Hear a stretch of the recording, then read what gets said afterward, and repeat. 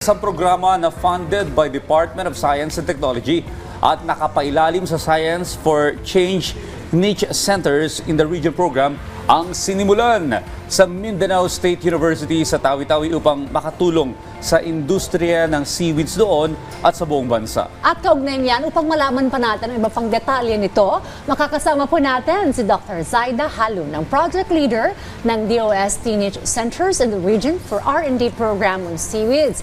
Magandang umaga po, Doc Zaida. Welcome po sa Rise and Shine Pilipinas. Diane at Audrey po ito. Morning po. Good morning po. Maraming salamat sa pag-imbita. Magandang umaga din po sa mga manonood nyo. Okay, Doc Zaida, maaari niyo po bang ibahagi sa amin kung ano yung suliranin sa seaweed farming sa Tawi-Tawi? Ano po yung nagiging hadlang sa pag-usad ng industriyang ito? Ang pinakamalaking problema actually ng seaweed industry right now is yung pagbaba ng production, yung declining production. At ito ay, ang sinasabing cost nito ay yung mababang quality ng mga seedlings dahil paulit-ulit yung ginagamit nilang strains over the last 50 years.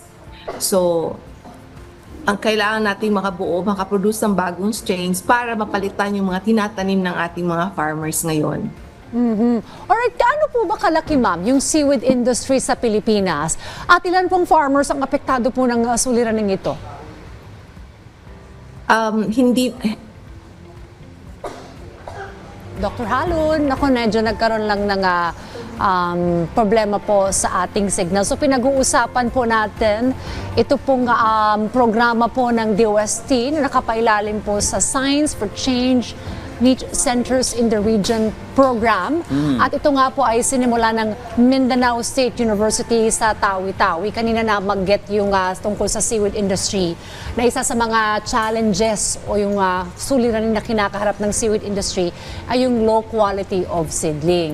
Alamin natin mamaya kung ano yung mga karampatang solusyon ang nailatag dito para matulungan natin yung paglago ng seaweed industry sa Pilipinas. Of course, dito sa Mindanao area, ang plano 3 years ago, pinaplano ng DOST yan, palawakin yung industriya ng seaweed. Ngayon, papaalam natin sa pamamagitan ni Dr. Zaida mamaya kung gaano na nga ba kaimportante, no? Ano yung mga produktong nagagawa sa pamamagitan ng seaweed. Okay, at makakasama na po natin muli si Doc Zaida. Alright, Doc? Good morning po ulit sa inyo. Naputo lang po yung ating Good morning. connection. Pasensya po kayo sa signal kasi Opo. dito sa Tawi-Tawi medyo mahina ang internet signal. So, we understand. wala-wala. Pero yung sinasabi kasi, hindi pwedeng bilangin ang farmers talaga. Pero around 1.2 million na katao ang involved sa industry. Kasama itong mga pamilya nila nagkakaroon ng trabaho, kumikita sa industry na to. So maraming tao ang affected ng pag-decline ng production ng ating seaweed farming industry. Okay, Doktora, para sa kaalaman po ng publiko, no, ano-ano po bang mga produkto yung nagagawa mula sa seaweed? Ang ine-extract natin galing sa eukumatoid seaweeds ay yung karaginan. Ito yung ginagamit sa food at saka non-food industries. Pampalapot siya. Kung napansin niyo, ginagamit siya sa mga ice cream, sa burgers, sa mga toothpaste natin, cosmetics natin, merong karaginan yan. Parang pinaghalo, especially yung mga may tubig at saka oil na hindi pwede maghalo, pwedeng paghaluin pag may karaginan. So marami siyang applications. So ito yung ine-extract at ito yung pinakamalaking industry galing dun sa ating seaweed farms. Okay. Ma'am, ano po itong naitayong Nicer on Seaweed sa MSU Tawi-Tawi? At sino-sino po ang nabibigyang serbisyo ng center na ito? So itong Seaweed Research and Development Center ay tinayo sa Mindanao State University in Tawi-Tawi para ma-address yung pagbaba ng production natin sa seaweeds. So, meron kaming 3 laboratories. Merong Seaweed Tissue Lab, Culture Lab na nagpo-produce kami ng bagong strains na galing sa yung mga existing na farm cultivars at galing sa wild. Kasi marami din tayong wild populations ng eukumatoid seaweeds. So, gumagamit kami ng seaweed tissue culture techniques para makaproduce ng bagong seedlings. Tapos, inaalagaan namin sa aming nursery at dinidistribute sa mga farmers. Kasi kailangan nating bigyan ng bagong punla ang ating farmers para mag-increase muli ang kanilang pag-produce ng seaweeds nila. Eto no, sinabi nyo nga po no, mapalago yung pagpoproduce ng seaweeds. Sa tingin nyo po ba ma'am, ang mga technology na nagawa ninyo sa Nicer on Seaweed ay maaari ninyo ring ibahagi sa mga farmers sa iba't ibang parte ng bansa? Kasi nakakonsentrate po ngayon sa Mindanao eh.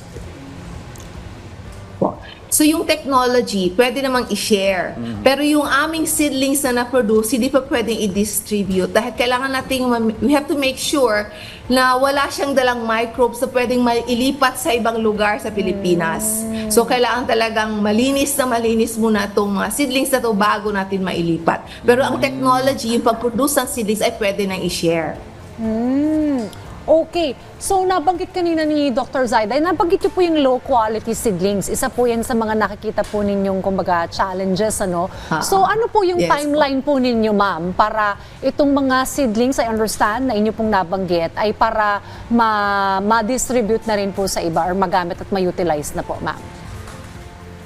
Sinasabi namin within the next 3 years na pwede na silang ma-distribute sa ibang parte ng Pilipinas. Sa ngayon, nasa Sulu Archipelago muna kami para just to make sure na maganda talaga ang tubo at make sure na hindi siya magkakalat na kung merong mga microbes nga mailipat sa ibang lugar. Baka mas dumami yung sakit ng ice. Kasi merong isang sakit ang mga seaweeds, yung ice disease. Pumuputi at nabubuhaghag, disintegrate, which we don't want to happen in other sites. So, dito na muna, sorry, pasensya kayo sa Tagalog ko.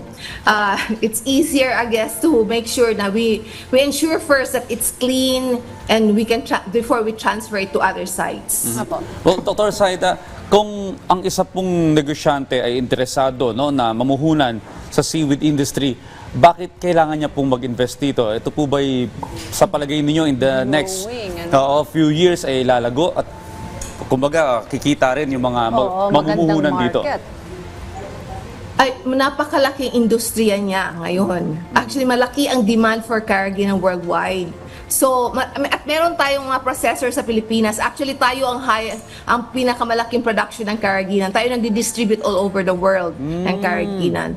So, kailangan talaga mag-invest kasi ito yung raw material natin. Kung wala yung raw material, wala silang ipaprocess. And in fact, may 60% deficit tayo ng raw mat. Nag-i-import na tayo galing sa Indonesia ng raw material para mapunan yung pangangailangan ng ating processor. So, kailangan talaga natin i-increase yung production natin. Alright, siguro po panghuling mensahe na lamang po, Dr. Zaida, patungkol po sa programang ito at mga nais nyo pa pong ipahatid sa publiko. Go ahead po. So anyway, gusto lang sabihin na sana in the next 3 years or sabi natin 10 years ay bumalik yung capacity ng ating seaweed farmers to produce better quality seaweeds para ma-meet yung demand for carrageenan ng worldwide at mag-diversify pa yung mga produkto natin na pwede i-produce galing sa ating seaweeds. Hindi lang carrageenan, pwede pa mag-bioplastics, yun, other animal feeds na pwede natin kunin galing sa ating seaweeds. Ayan. Maraming salamat po sa panahon na binigay niyo para ma-share ang aming trabaho sa Seaweed Research and Development Center na funded by the Department of Science and Technology. Maraming salamat din po sa inyong oras. Nakasama po natin Dr. Zaida Halun. Sana'y marami pa pong matulungan ng inyong programa dyan. And again, marami pong salamat. Maraming salamat, Doktora.